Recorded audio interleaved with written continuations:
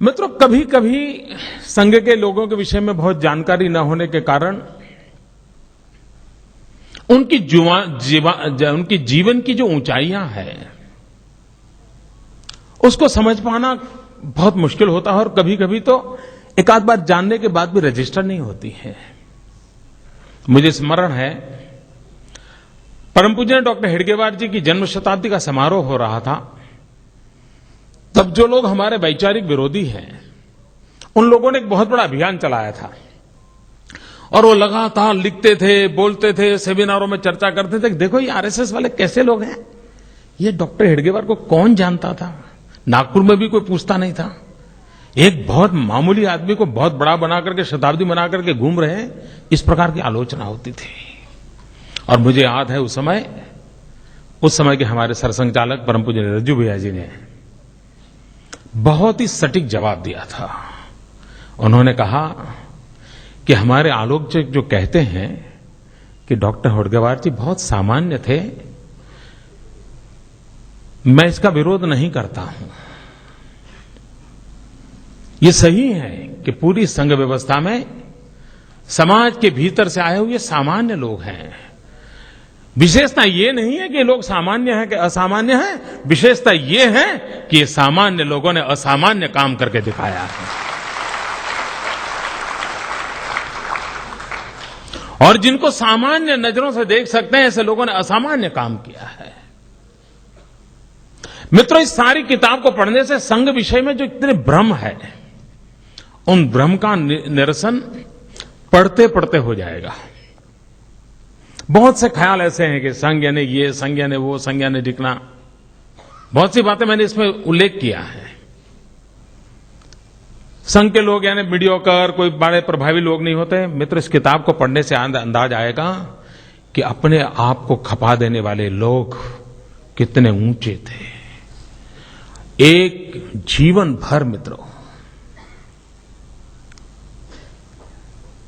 यानी एक जीवन, एक लक्ष्य आमतौर पर मुश्किल होता है। मित्रों, जयप्रकाश नारायण का राष्ट्रीय स्वयंसेवक संघ के साथ संबंध आया तो संघ की बैठकों में एक परंपरा रहती है, जब परिचय करते हैं तो वो अपना संघायु बताता है कि मेरा संघायु 30 साल, मेरा संघायु 25 साल, मेरा संघायु 20 साल।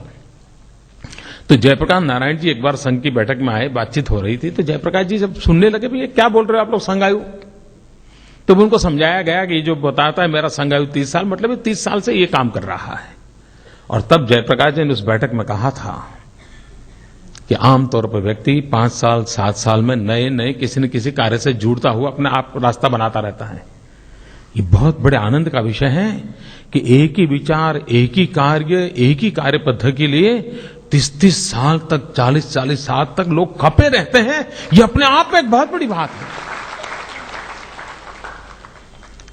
मित्रों, यहां जितने जीवन है, और मेरा सौभाग्य रहा है कि परम पूज्य डॉक्टर हेडगेवार जी को छोड़ करके जितने यहां चेहरे आप देख रहे हैं, इन सब की उंगली पकड़ करके चलने का मुझे सौभाग्य मिला है। यहां पर 2 पीढ़ी हैं। मोहनराव जी भागवत हैं, तो पीछे जो एक चित्र है उनके पिताजी मधुकर राव जी भागवत का है।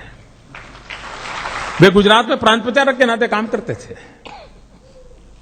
और मैं तो कभी दावा करता हूं कि जितना प्रेम मोहनराव जी को मधुकर जी ने दिया है, उतना ही प्रेम मुझे प्राप्त हुआ है। ऐसे जीवनों के साथ जीने का अवसर मिला और तब जाकर के मन करता था कि इन सब जीवनों को मैं बार बार स्मरण करूं ताकि मुझे नई प्रेरणा मिले, मुझे नया उत्साह मिले, और उसमें से जाकर के इस ज्योतिपुंज की रचना हुई है। मैं पूज्य दीदी मां का बहुत आभारी हूं। मैंने सिर्फ दीदी मां को फोन किया था। आज कानपुर में उनकी सप्ताह का प्रारंभ हो रहा था। मैंने आग्रह किया, वो कष्ट उठा करके वो आई। और मेरा दीदी मां से परिचय बहुत पुराना है, बहुत पुराना। उनके गुरुजी के साथ मेरा संबंध आया और तब बहुत पहली बार दीदी मां हमारी आई थी बापू नगर के चकोड़िया महादेव के अंदर, और एक छोटा सा कार्यक्रम उनका चल रहा था, 35 साल हो गए होंगे, 30-35 साल हो गए होंगे। तब से मेरा नाता रहा है।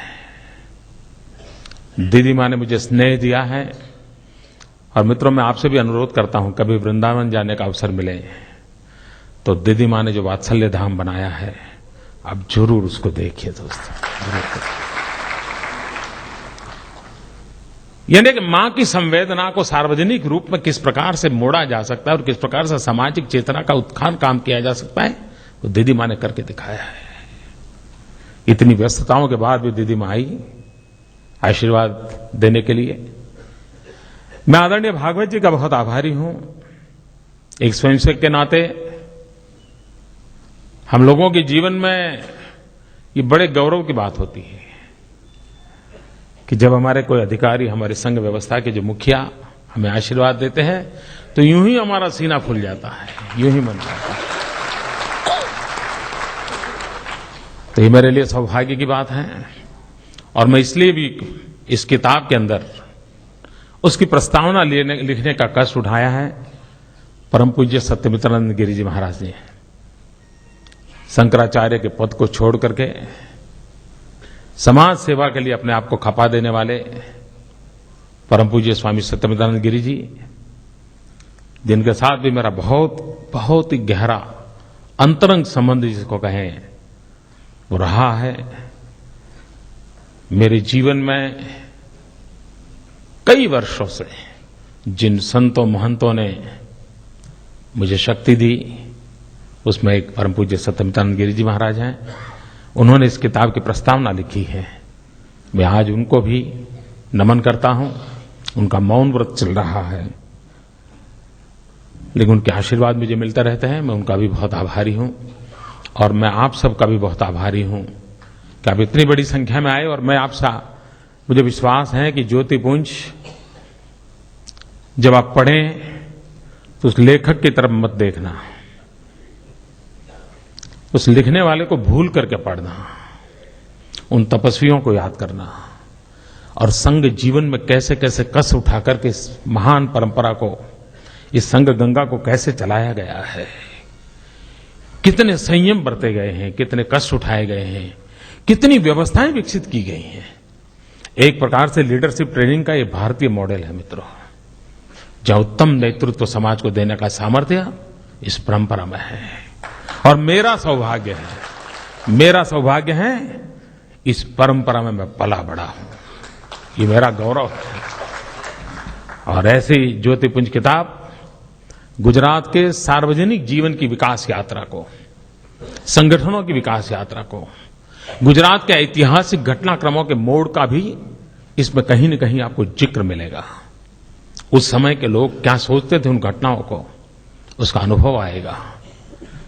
मैं फिर एक बार जिन महापुरुषों ने हमें बनाया है, हमारे जीवन को बनाया है, हर पल हमारा साथ दिया है, हमें आशीर्वाद दिए हैं, ऐसे सभी मनीषी जो मेरे पीछे जिनकी चित्र आप देख रहे हैं, मैं आज उनके प्रति फिर एक बार नमन करता हूं।